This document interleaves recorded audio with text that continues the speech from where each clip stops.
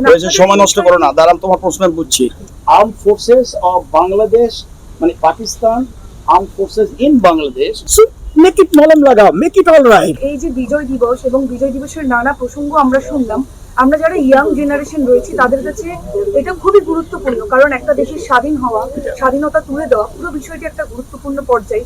তো এই মুহূর্তে বাংলাদেশের যে সিনারিও, সেখানকার যারা ইয়াং জেনারেশন, আমরা তাদেরকে যেভাবে ইতিহাসকে বিকৃত করতে দেখছি, আপনারা যে উচ্চ পদে রয়েছেন, সময় নষ্ট করো না, দাঁড়ান তোমার প্রশ্ন আমি বুঝছি।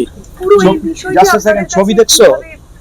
আপনারা কিভাবে পর্যবেক্ষণ করছেন? এই ছবি দেখো, ওই ইনস্ট্রুমেন্ট সারেন্ডারে কি লেখা আছে জানো তোমরা?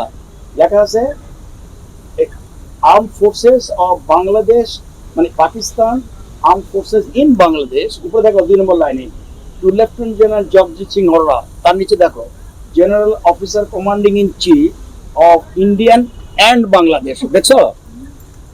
হোয়ার ইজ বাংলাদেশ রিপ্রেজেন্টেড হিয়ার?